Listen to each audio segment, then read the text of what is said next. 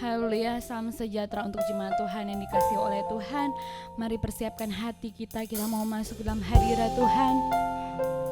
Saat ini mari kita menyembah Tuhan. Mari kita mau mengagungkan Tuhan. Karena Tuhan Yesus sangat baik memelihara hidup kita. Haleluya. Terima kasih Tuhan.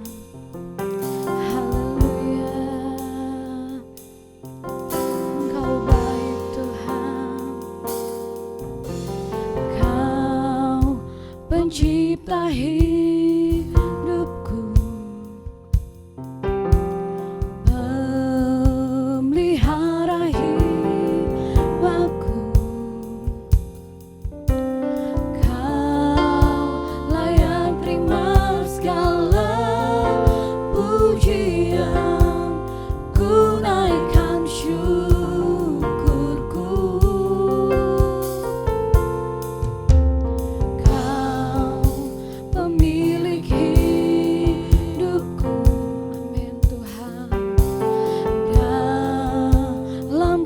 Setiamu Yesusku, Kau layak terima segala pujian, ku naikkan sembahku.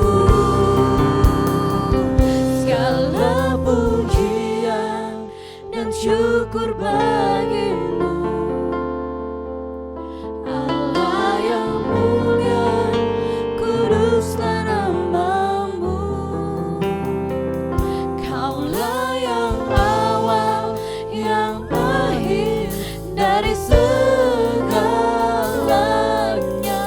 Yesus, Kaulah pujian bagiku, Kaulah pujian bagi kami Tuhan.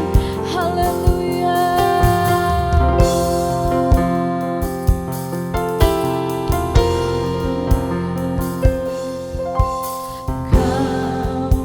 Pencipta hidupku,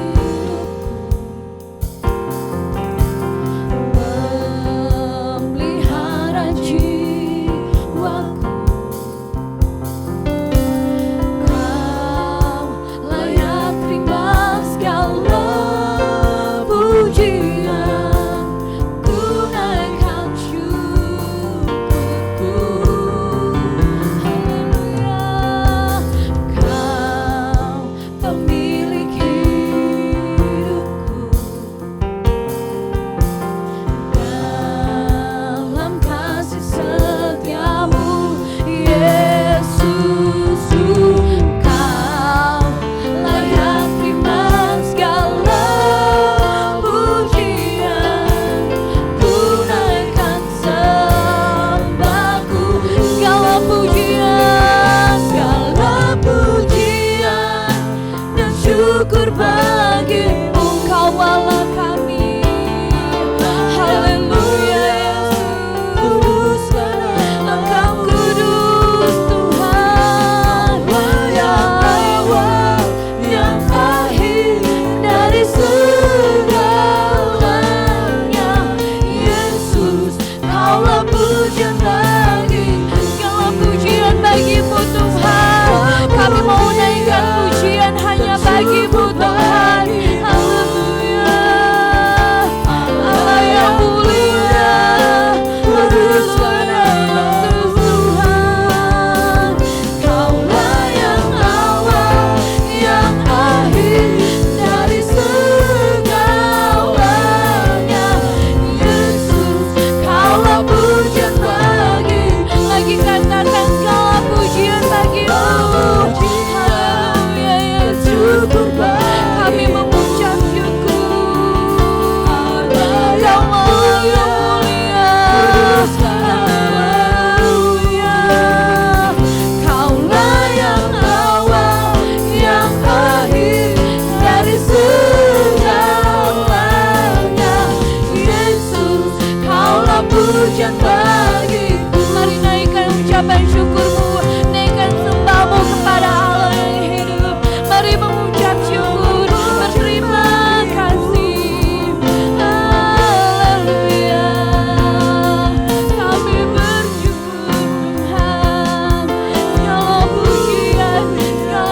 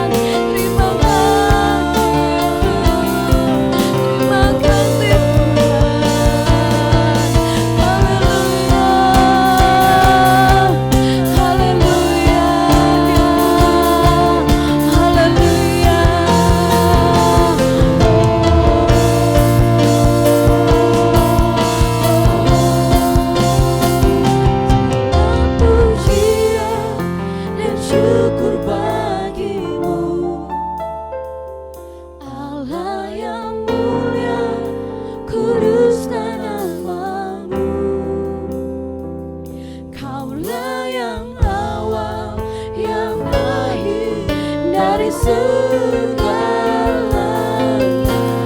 Yesus, Kaulah pujian bagi, Kaulah pujian bagimu Tuhan. Haleluya Yesus, Allah yang mulia, kuduskan namamu Kau awal. Haleluya Yesus, yang akhir dari segalanya. Yesus, Kaulah pujian bagiku Yesus, Kaulah pujian bagiku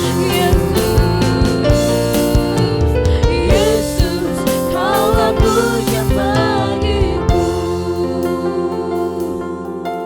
Haleluya, terima kasih Tuhan.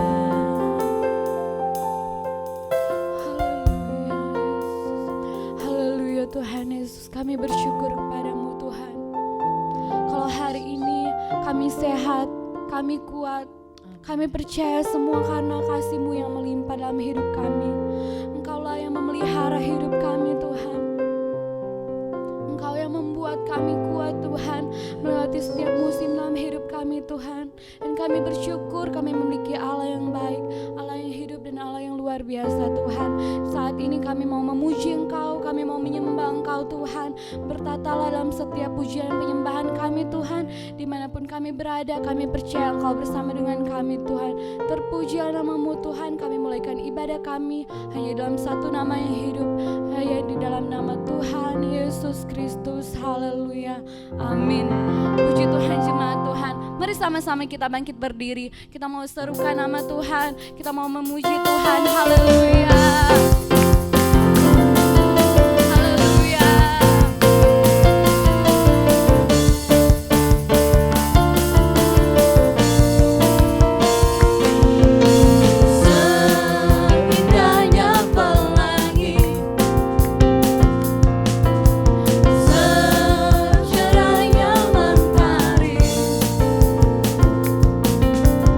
Namun Kau yang terindah.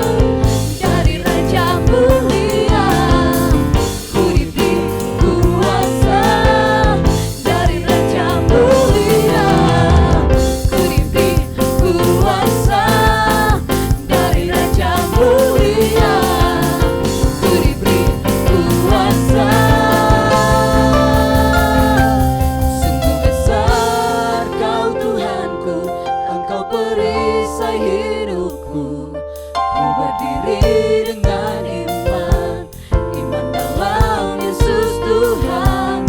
Kau yang memberi kemenangan, ku bersorak merayakan. Terpujilah Engkau Raja segala raja. Sungguh besar, haleluya ya Tuhanku, Engkau perisai hidupku. Ku berdiri dengan iman, iman dalam Yesus Tuhan. Kau yang memberi kemenangan, ku bersorak merayakan. Terpujilah Engkau Raja segala raja. Terpujilah Engkau Raja segala raja. Terpujilah Engkau Raja segala raja. Ku diberi kuasa dari Raja mulia. Ku diberi kuasa dari Raja mulia. Ku diberi kuasa dari Raja mulia. Ku diberi kuasa. Haleluya, puji Tuhan. Kami percaya kuasa-Mu melimpah dalam hidup kami Tuhan. Kuasa-Mu yang senantiasa memampukan kami Tuhan, melewati setiap hari-hari kami Tuhan. Haleluya. Kami mau tinggal dalam-Mu Tuhan. Di dalam-Mu ada ketenangan, di dalam-Mu ada sukacita, di dalam-Mu ada damai sejahtera Tuhan. Dan kami mau nyatakan kami milik-Mu Tuhan. Haleluya.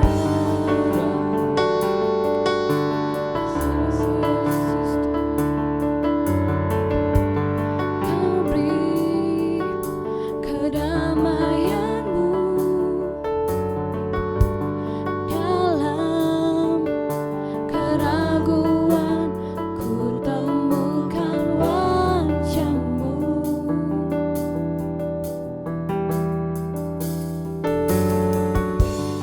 Karena pengorbanan-Mu, Kau jadikanku baru.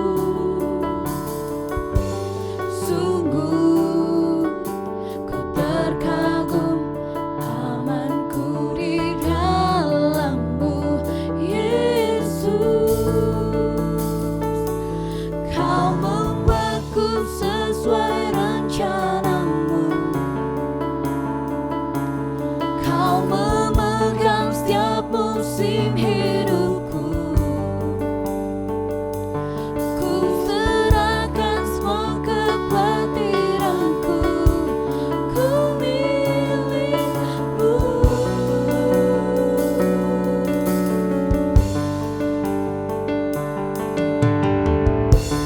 Karena pengorbanan-Mu, Kau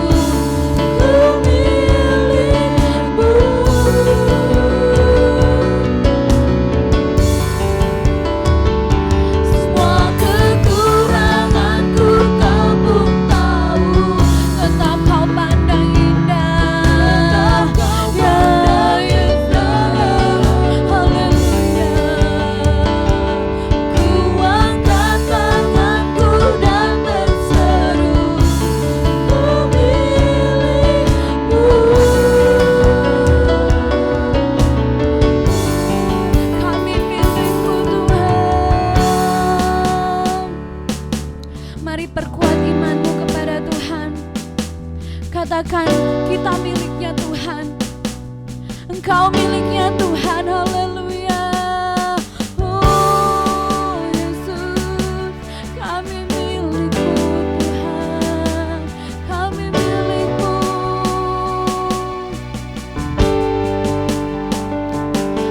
I am yours, now forever. In your hands I surrender. You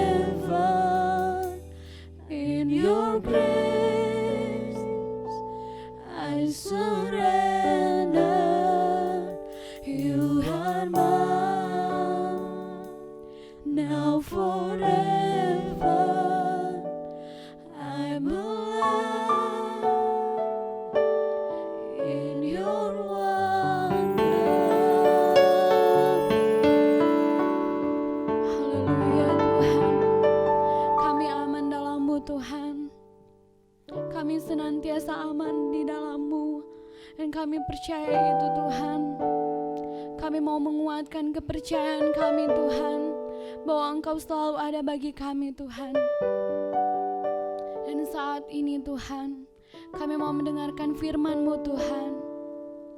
Kiranya lewat sabda firman-Mu Tuhan, kami boleh lebih hari lebih bertumbuh mengenal akan Engkau Tuhan. Dan kami percaya Tuhan, kami dapat memperoleh sesuatu yang baru lewat sabda firman-Mu Tuhan.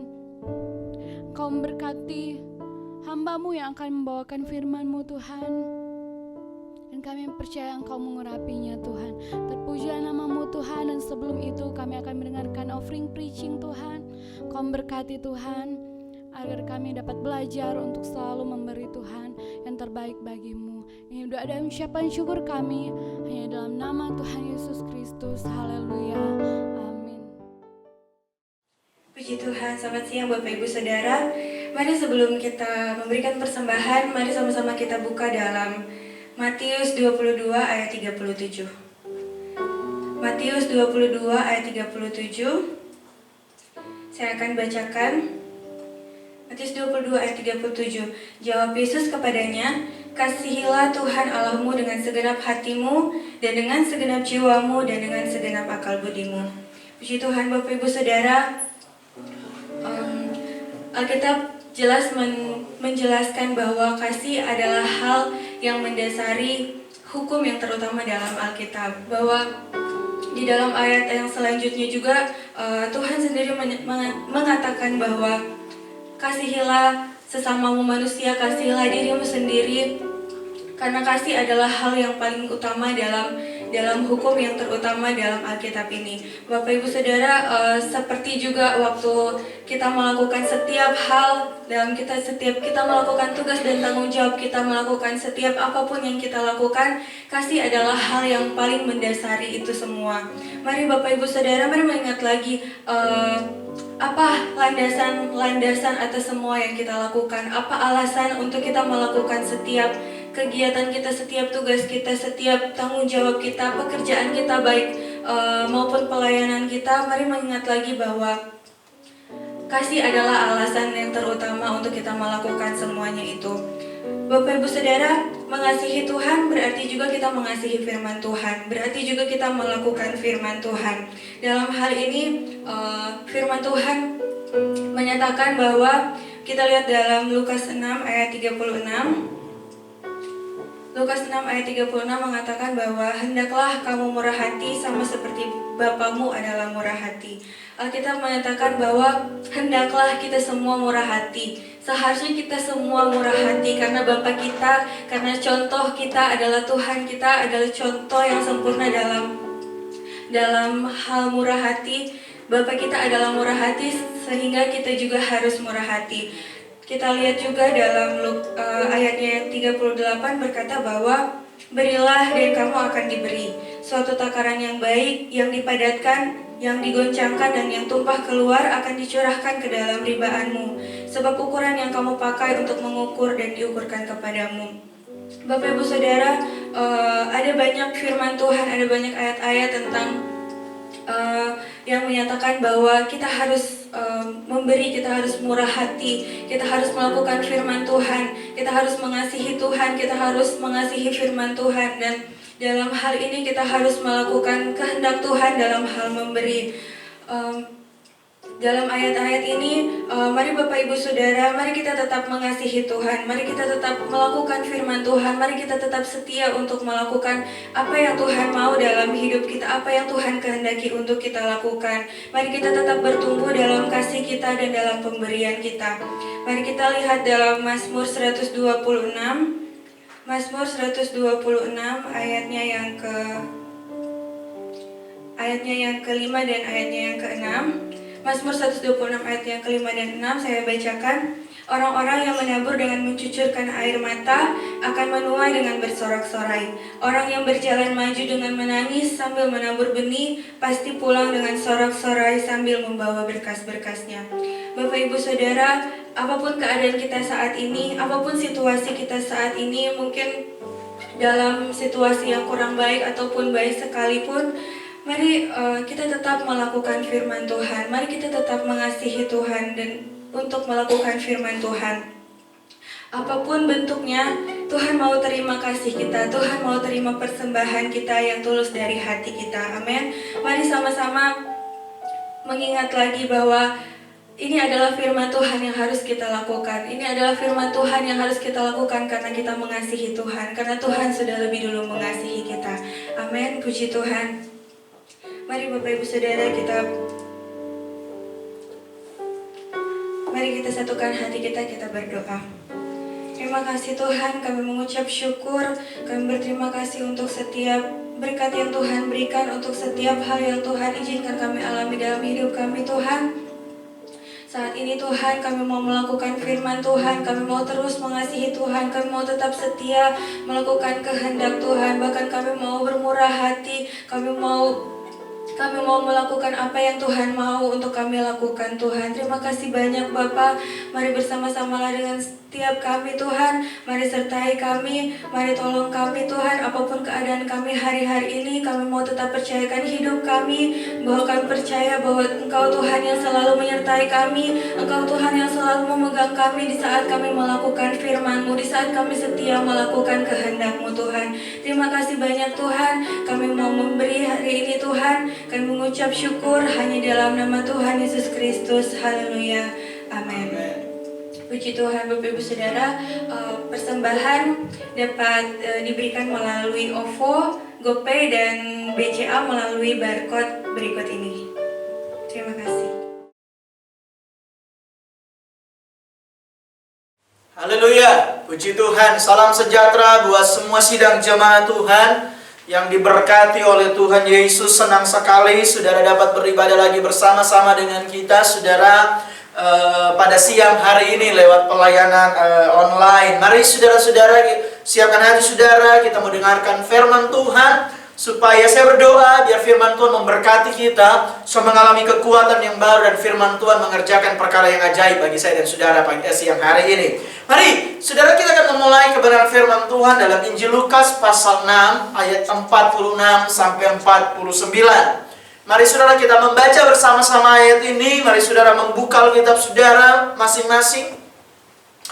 Kita akan membaca dalam hitungan yang ketiga, Injil Lukas pasal yang ke-6 ayat 46 sampai ayat 49. 1, 2, 3. Mengapa kamu berseru kepadaku, Tuhan, Tuhan, padahal kamu tidak melakukan apa yang aku katakan? Setiap orang yang datang kepadaku dan mendengarkan perkataanku serta melakukannya, aku akan menyatakannya kepadamu dengan siapa ia dapat disamakan. Ia sama dengan seorang yang mendirikan rumah. Orang itu menggali dalam-dalam dan meletakkan dasarnya di atas batu. Ketika datang air bah dan banjir melanda rumah itu tidak dapat digoyahkan, karena rumah itu kokoh dibangun. Akan tetapi barang siapa mendengar perkataanku, tetapi tidak melakukannya, ia sama dengan seorang yang mendirikan rumah di atas tanah tanpa dasar. Ketika banjir melanda rumahnya itu, segera rubuh dan hebatlah kerusakannya. Saudara lihat di sini Alkitab menggambarkan tentang kekristenan setiap orang percaya, digambarkan seperti sebuah bangunan. Alkitab memberikan sebuah rincian tentang bagaimana saya dan saudara melihat kekristenan kita, tentang bagaimana kita melihat kerohanian kita. Untuk dapat melihat kerohanian kita, Alkitab memberikan gambaran supaya saudara dan saya mengerti, supaya saya dan saudara memahami tentang kekristenan. Dan dalam bagian yang sedang kita lihat di Injil Lukas pasal 6 ayat 46 sampai 49, kita melihat tentang bagaimana kerohanian kita digambarkan seperti sebuah bangunan. Tetapi sebelum kita melihat tentang hal ini, saudara perhatikan ayat 48, ayat 49. Bangunan, ada dua bangunan di sini, tetapi memiliki satu persoalan yang sama. Dua bangunan dengan pergumulan yang sama. Sama-sama mengalami air bah, sama-sama mengalami banjir. Dalam Injil Matius berkata ada angin badai juga di sana. Saudara perhatikan di sini, kedua bangunan ini Sekali lagi bangunan disebutkan di sini adalah kehidupan rohani saya dan saudara.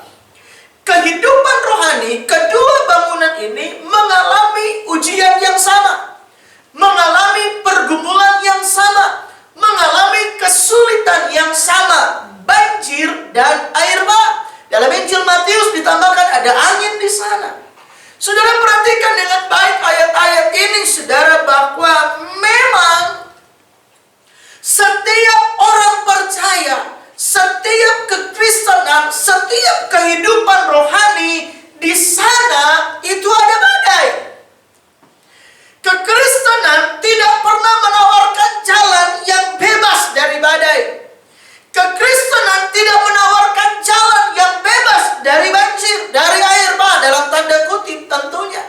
Kekristenan tidak pernah menawarkan jalan yang bebas, jalan yang penuh dengan kelancaran untuk menuju surga. Saudara, saya kembali mau mengingatkan hal ini kepada saya dan saudara. Saya kembali mau Alkitab kembali mau mengingatkan kepada kita tentang hal ini, saudara. Bahwa kekristenan sekali lagi tidak pernah menawarkan tidak ada badai. Ada sebuah pujian berkata, Tuhan tak pernah janji. Apa ya? Langit selalu biru. Betul ya? Tuhan tak pernah janji. Apa lagi saudara? Oh, tapi dia berjanji ya. Saudara lihat bahwa badai yang sedang terjadi di hari-hari ini, badai yang sedang saya dan saudara alami di masa-masa ini, itu adalah sesuatu yang memang kita akan hadapi. Saudara, jangan melepaskan konsep ini dari kehidupan rohani saudara. Ada beberapa mungkin dari kita berkata, kenapa saya mengalami badai yang begitu luar biasa ini? Kenapa Tuhan gak tolong saya di dalam badai ini? Kenapa saya sama saja dengan orang lain menghadapi badai? Saya perhatikan kebenaran firman Tuhan. Dari kisah ini pun membuka sebuah nubuatan, sebuah pewahyuan bahwa setiap orang percaya, setiap bangunan rohani pasti akan mengalami banjir, pasti akan mengalami ujian, pasti akan mengalami badai, saudara. Saudara lihat bahwa sekali lagi memang kekristenan tidak boleh dilepaskan dari ujian. Setiap kehidupan, dan saya katakan setiap kehidupan, kitab Ayub berkata begini, bukankah manusia bergumul di setiap hari-harinya? Setiap hari yang dilewati itu sebuah pergumulan. Entahkah saudara anak Tuhan atau bukan anak Tuhan, entahkah Anda seorang rohani atau bukan seorang rohani, pergumulan, ujian, badai pasti akan kita alami, saudara. Dalam kitab Kisah Para Rasul pasal 14 ayat 21 dan ayat 22. Kisah Rasul pasal 14 ayat 21 dan ayat 22. Nah, dibaca bersama-sama 2-3. Paulus dan Barnabas memberitakan Injil di kota itu dan memperoleh apa saudara? Banyak murid. Lalu kembalilah mereka ke Listra, Ikonium dan Antiokhia. Perhatikan kalimat ayat 22. Di tempat itu mereka menguatkan hati murid-murid itu dan menasihati mereka supaya mereka bertekun dalam iman dan mengatakan bahwa untuk masuk ke dalam kerajaan sorga kita harus mengalami apa saudara? Banyak sengsara. Saudara, ada jemaat-jemaat Tuhan yang baru, orang-orang percaya yang baru, murid-murid Tuhan yang baru, yang dimenangkan dalam pelayanan penginjilan Paulus dan Barnabas di Listra, Ikonium, Antiokhia. Ketika Paulus dan Barnabas kembali ke Listra, ke Ikonium, Antiokhia, bertemu dengan anak-anak Tuhan di sana, mereka melihat anak-anak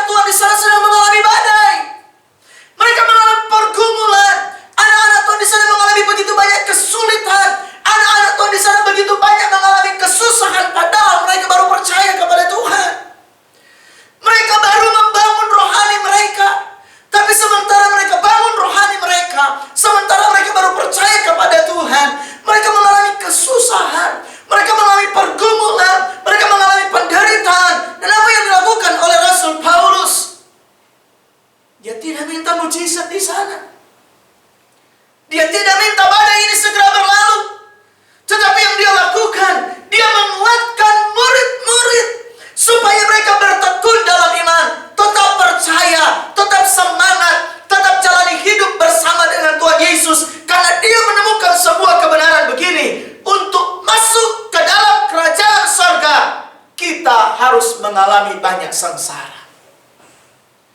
Saudara yang ingin masuk sampai ke dalam kerajaan sorga, jangan pernah berpikir lepas dari badai, lepas dari kesulitan, lepas dari penderitaan. Itu bukan konsep Alkitab.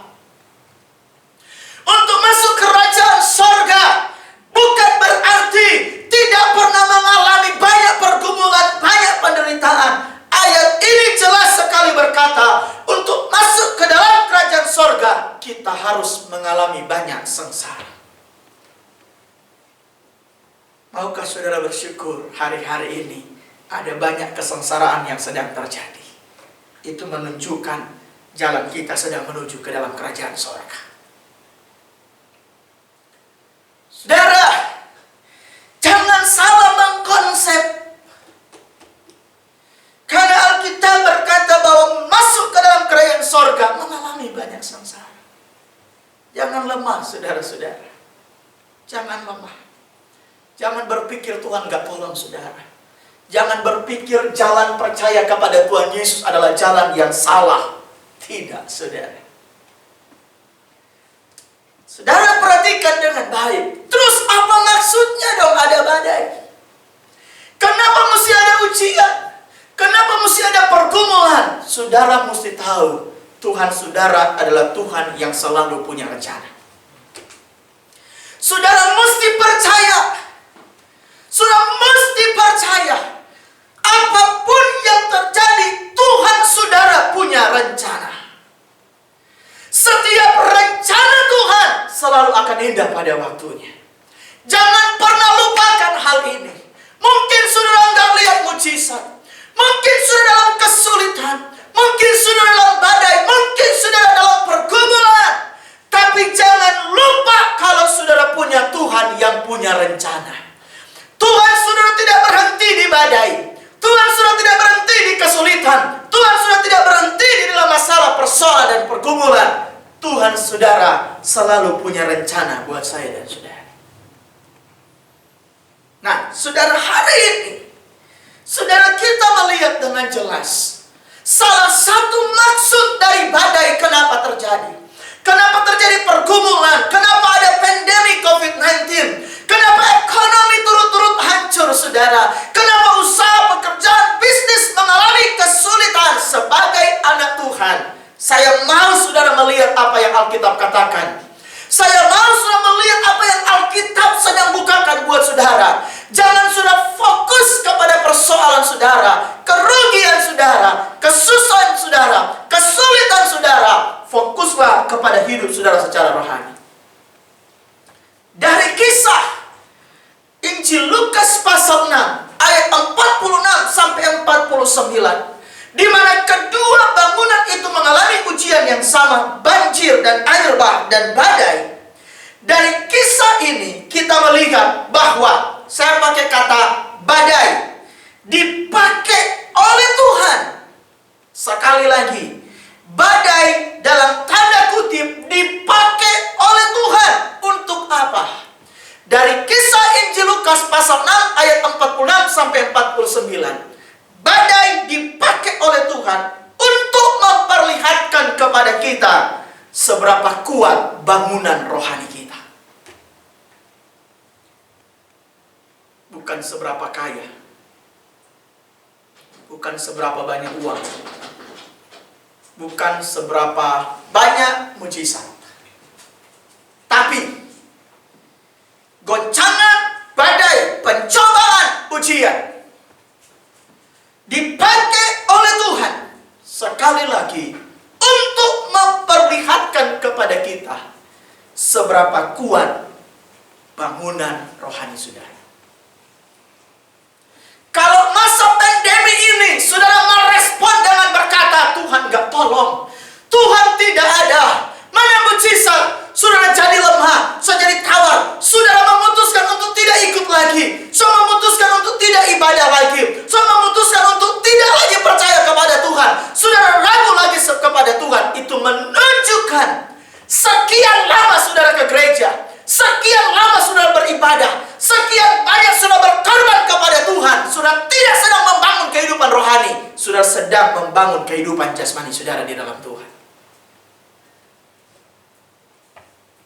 Tapi kalau situasi ini terjadi, saudara tetap cinta Tuhan, saudara tetap semangat, saudara tetap percaya, saudara tetap mengucap syukur, saudara tetap mengasihi Tuhan, itu menunjukkan kalau saudara selama ini saudara ibadah, selama ini saudara datang ke gereja, selama ini saudara baca Alkitab, selama ini saudara pelayanan, karena saudara fokus membangun bangunan rohani saudara, bukan bangunan jasmani saudara.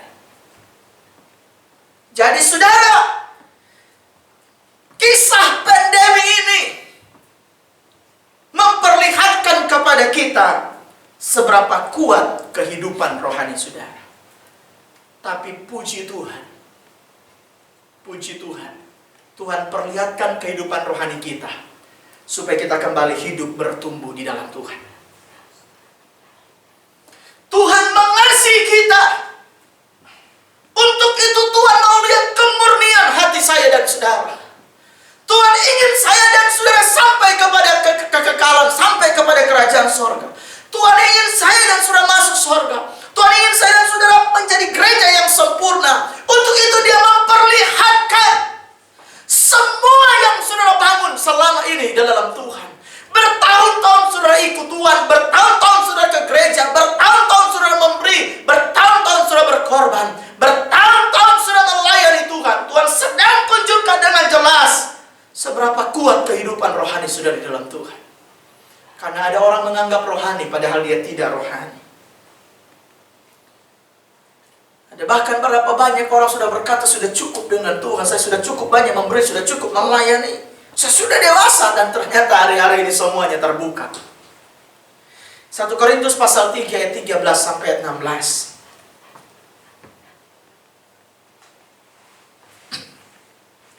1 Korintus pasal 3 ayat 13 sampai 16 berkata, sekali kelak. Dan sekarang sedang terjadi ayat ini saudara. Ayat ini ditulis bilang nanti. Dan ayat ini sedang digenapi hari-hari. Sekali kelak pekerjaan masing-masing orang akan nampak. Pekerjaan di sini bicara soal apa yang dia lakukan di dalam Tuhan. Karena hari Tuhan akan menyatakannya nanti lagi saudara. Jadi ada dua pewahyuan saudara sini dia. Karena hari bukan dua pewahyuan. Ya, sudah lihat ada kebenaran firman Tuhan. Karena itu hari Tuhan akan menyatakan begini saudara. Sebab Ia akan nampak dengan api, dan bagaimana pekerjaan masing-masing orang akan diuji oleh api. Sama seperti Injil Lukas pasal 6 tadi. Bangunan itu diuji. Seperti ayat 14, jika pekerjaan yang dibangun seseorang teruji, ia akan mendapat upah. Nah, saudara lihat hari-hari ini, sudah tahan uji atau enggak?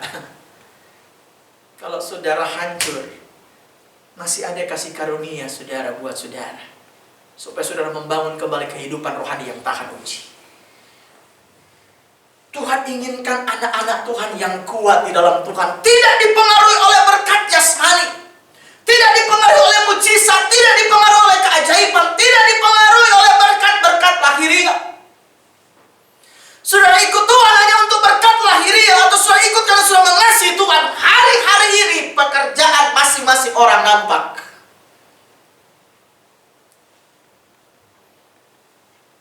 Setiap pekerjaan itu diuji oleh Tuhan.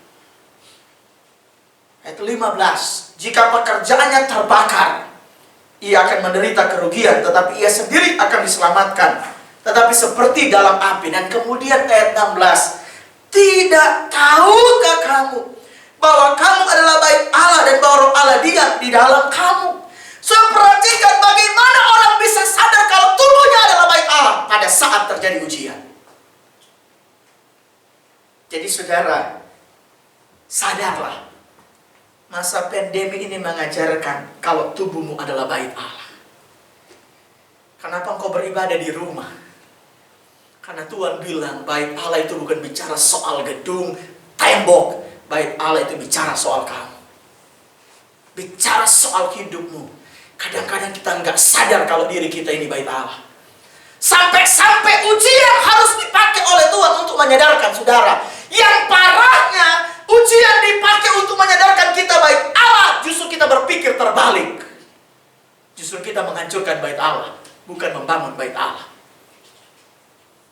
Saya mau mendorong umat Tuhan. Jangan hancurkan bait Allah hanya karena penderitaan jasmani. Jangan hancurkan bait Allah hanya karena tidak ada berkat. karena Anda mengalami kerugian, karena Anda mengalami kebangkrutan, karena Anda mengalami kesusahan. So, jangan hancurkan bait Allah. Jangan hancurkan imanmu, jangan lemahkan rohanimu, jangan lemahkan percayamu. Tujuan dari hal itu, kenapa ada badai, kenapa ada ujian, untuk menyadarkan kalau tubuh kita, hidup kita, fungsinya adalah bait Allah. Dan Alkitab bilang, ada roh Allah di dalam kita. Kalau roh Allah ada di dalam kita, percayalah, saudara akan menang mengatasi segala sesuatu. Karena roh Allah ini adalah roh pemenang. So, perhatikan dengan baik-baik. Sekarang kita maju. Bicara soal bangunan dalam Injil Lukas pasal 6 ayat 46 sampai 49. Injil Lukas pasal 6 ayat 46 sampai 49 bicara tentang sekali lagi bangunan rohani. Nah, saudara tahukah saudara, bagian yang paling penting dari sebuah bangunan adalah fondasi. Dan ini juga menjadi bagian yang paling penting dari hidup orang percaya. Bagian yang paling penting dari hidup seorang percaya, atau bagian yang paling penting dari setiap bangunan adalah fondasi. Siang hari ini saya mau mendorong saudara, siapapun kita, mari kembali membangun fondasi kerohanian saudara. Mari kita kembali membangun kembali fondasi kekristenan kita. Yang hancur, yang lemah, yang rusak, yang berantakan selama kurang lebih 3 bulan ini akibat pandemi. Saya mau mengajak susi dan jemaat Tuhan, nggak peduli berapa tahun sudah alami perjalanan dengan Tuhan, atau sudah baru mengalami Tuhan di hari-hari ini. Hari ini saya mengajak saudara, mari kita membangun kembali fondasi atau dasar kekristenan kita. Mari kembali mengatur, menguatkan kembali dasar bangunan kita, fondasi bangunan kita kembali. Mazmur 11 ayat yang ketiga. Mazmur pasal 11 ayat yang ketiga.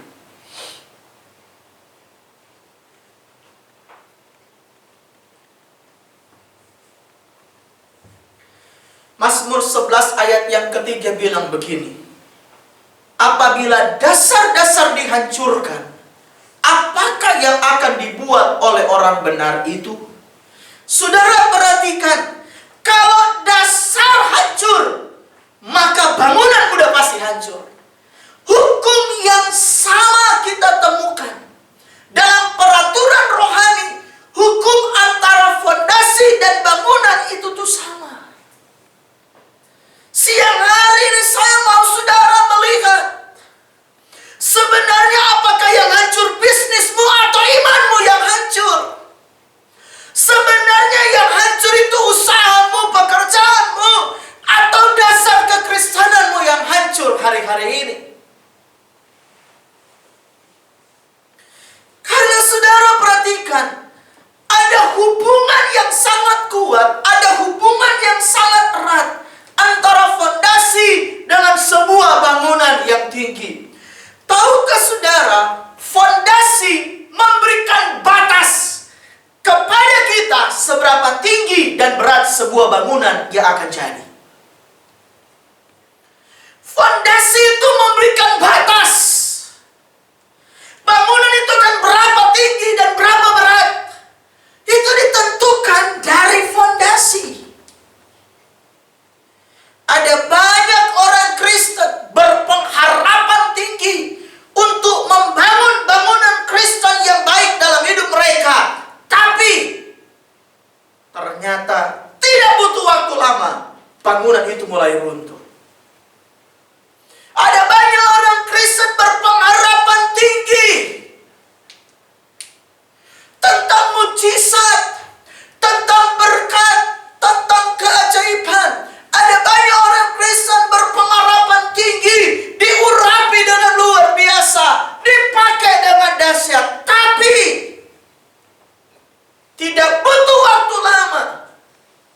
Tiba-tiba mereka mulai tawar hati.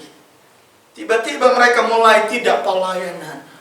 Tiba-tiba mereka mulai tinggalkan Tuhan. Kenapa?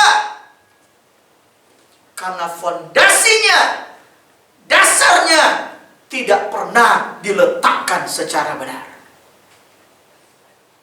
Salah menempatkan fondasi itu akan berhubungan langsung dengan rusaknya bangunan yang dibangun di atas. Saudara, sekali lagi hari ini saya mau mengajak saudara kembali mengatur dasar hidup saudara. Membangun kembali fondasi dan meletakkan itu di tempat yang benar. Mengembalikan kembali fondasi yang tepat dalam hidup saudara. 1 Petrus pasal 2 ayat yang ke-6.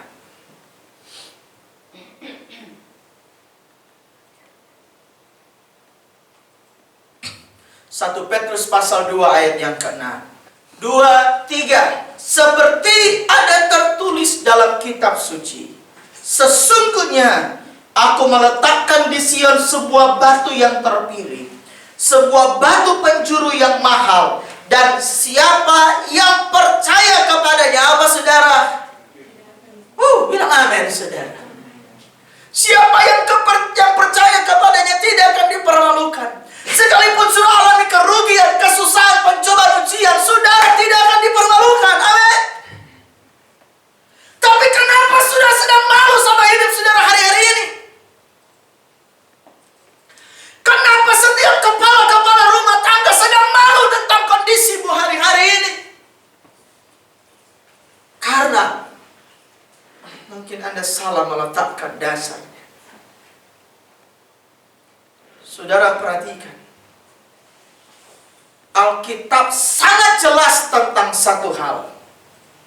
Fondasi yang benar dalam kehidupan kekristenan adalah Yesus Kristus sendiri. Tidak ada yang lain.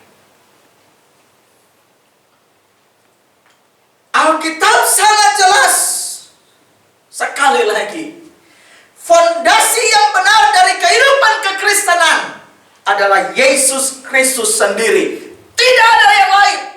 Bukan upacara keagamaan, bukan keanggotaan member dari sebuah gereja, bukan pelayanan, bukan posisi, bukan gembala, bukan gedung yang selama ini kita jadikan dasar dalam kekristenan kita.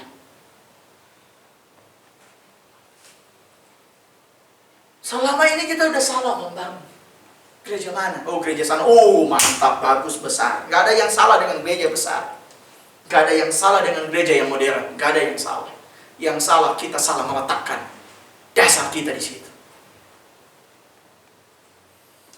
Berapa banyak dari saudara berkata, oh saya mau ke gereja kalau ada lighting, kalau musiknya keren, kalau yang pimpin pujian seorang yang terkenal di YouTube.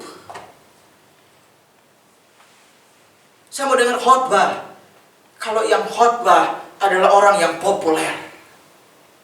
Kalau yang khotbah Raymond, siapa dia? Saya nggak peduli, saya nggak kenal. Firmannya nggak enak. Sudah nggak akan dengerin. Saya mau kasih tahu, selama ini kita sudah salah meletakkan iman kita. Kita sudah salah membangun fondasi kita. Kita sudah salah membangun dasar kekristenan kita. Fondasi yang benar dari kehidupan kekristenan adalah Yesus Kristus sendiri. Kenapa saudara ibadah di rumah?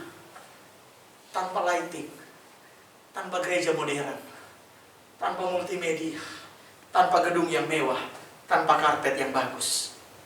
Karena Tuhan mau kasih tahu, tubuhmu adalah bait Allah, dan dasarnya adalah Yesus sendiri, bukan yang lain. Sekali lagi, bukan upacara agamawi, bukan member sebuah gereja, bukan berapa banyak pelayanan, bukan berapa banyak posisimu di gereja. Kamu sebagai apa di gereja? Sebagai ini, sebagai ini, sebagai ini. Wow, saudara. Tidak. Fondasi yang benar yaitu Tuhan Yesus Kristus. Puji Tuhan, saudara. Mari melihat Injil Matius pasal 16 ayat 13 sampai 18. Injil Matius pasal 16 ayat 13 sampai 18. Amin.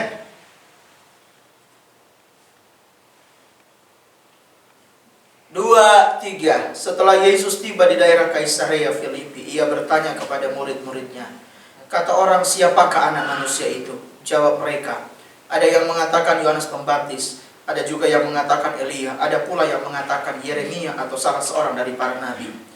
Lalu Yesus bertanya kepada mereka, tetapi apa katamu? Siapakah aku ini?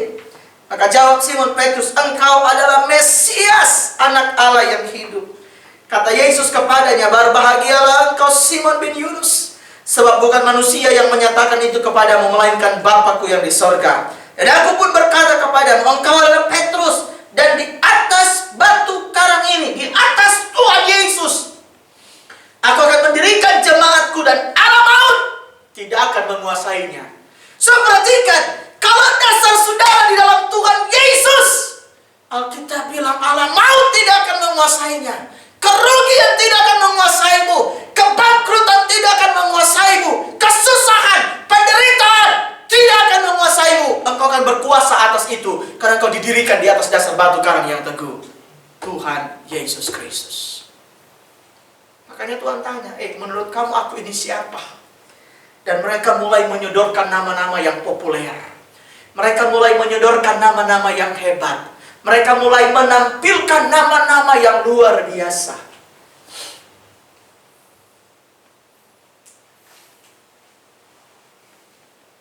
Seringkali kekristenan kita dibangun cuma atas dasar kebanggaan lahiriah. Ya. Saudara umat Tuhan, saudara datang ibadah bangga bukan karena siapa gembala saudara, tapi karena saudara meletakkan dasar saudara di dalam Tuhan Yesus. Jangan salah meletakkan. Selama ini Tuhan, dalam waktu beberapa bulan ini, Tuhan menghilangkan semua nama. Tuhan menghilangkan semua gedung. Tuhan menghilangkan semua kepopuleran. Tuhan menghilangkan semua yang kita anggap baik. Tuhan mau kita kembali ke dasar. Tuhan mau kita kembali meletakkan fondasi iman kita di atas dasar Tuhan Yesus. Supaya alam maut tidak menguasai saya dan saudara.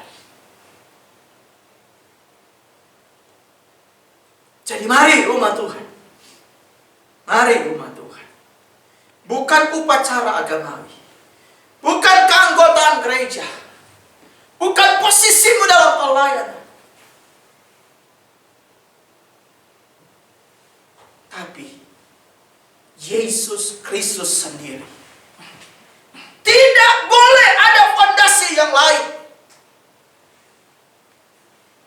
Kalau kita mau kembali ke kitab Perjanjian Lama, dalam hukum yang pertama 10 hukum Torah, jangan ada padamu Allah lain di hadapanku.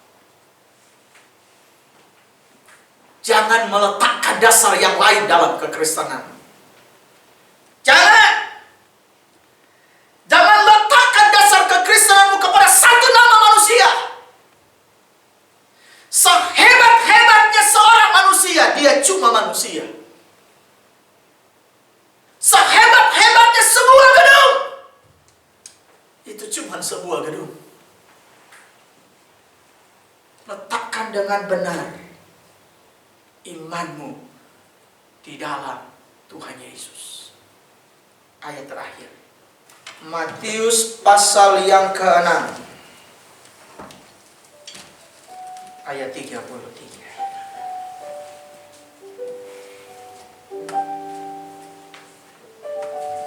2, 3.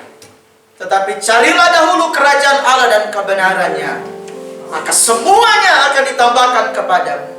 Sebab itu janganlah kamu khawatir akan hari besok, karena hari besok mempunyai kesusahan sendiri. Kesusahan sehari cukuplah untuk sehari.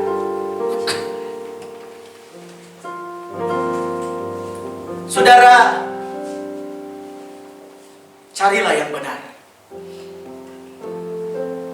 Letakkan dasar imanmu dengan tepat hari-hari ini. Kembalilah kepada Tuhan. Kembalilah membangun dasar yang betul. Lihat kembali rohani saudara. Lihat kembali perjalanan kita. Hari ini saya mendorong saudara. Mari kembali letakkan dengan benar Yesus dalam hidup. Utamakan Tuhan. Cari Tuhan. Sudah cari usaha-usaha gak maju. Sudah cari pekerjaan gak dapat pekerjaan. Sudah cari apa saja di dunia ini, semuanya lagi hilang. Satu yang gak pernah beranjak dari tempatnya, Tuhan. Dia setia buat saya dan saudara. Hari ini maukah saudara melembutkan hati saudara, melepaskan semua kebanggaan rohani saudara, melepaskan semua pencapaian rohani saudara, melepaskan semua pengetahuan saudara selama ini. Maukah saudara melembutkan hati saudara? Maukah saudara membuka hati saudara, merendahkan hati saudara di hadapan Tuhan, dan kembali meletakkan Tuhan, Engkau yang terutama dalam hidup saya. Engkau yang terutama di atas segala-galanya. Saya meletakkan kembali Engkau sebagai yang terutama dalam hidup rohani saya. Bukan berkat jasmani, bukan mujizat, bukan keajaiban. Engkau yang terutama dalam hidupku. Engkau yang pertama. Jadilah Tuhan sebagai dasar dari seluruh kehidupanku. Mari nyanyikan pujian ini. Hanya dekat Allahku, rasa tenang hatiku.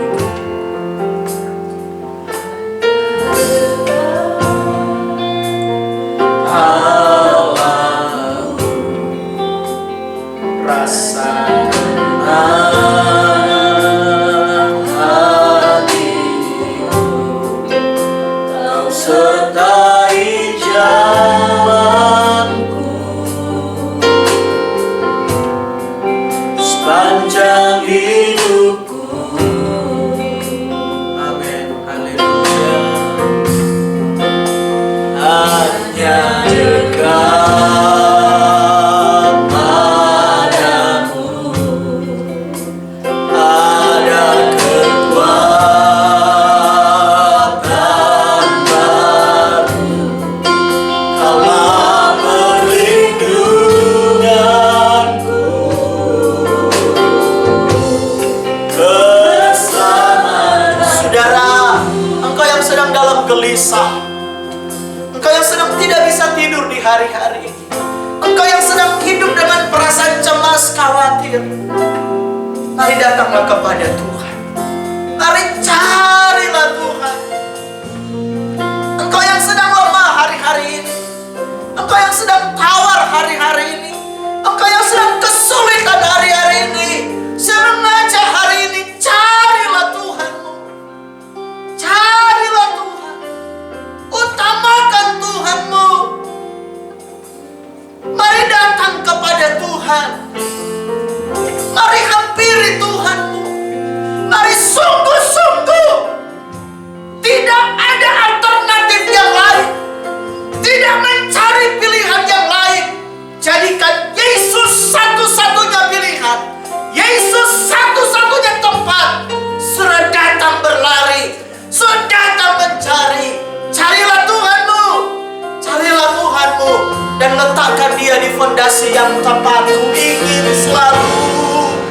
Ku ingin selalu bersekutu denganmu, menikmati hadiratmu. Biarkan rohmu tinggal dalam hidupku.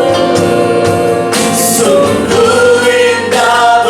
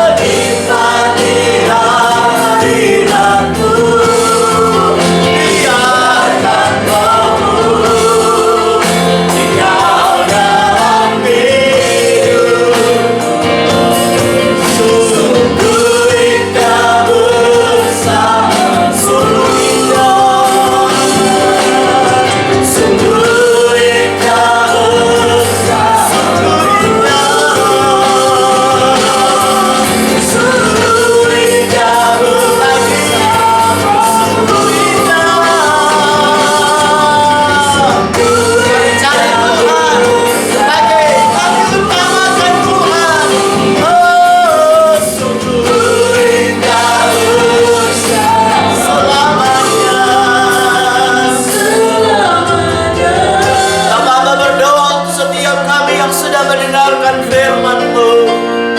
Biar Engkau datang melawat kami satu persatu. Biar Tuhan datang mengunjungi kami dan berjumpa dengan setiap kami, Tuhan. Dan Tuhan memperbaiki kembali hidup kami.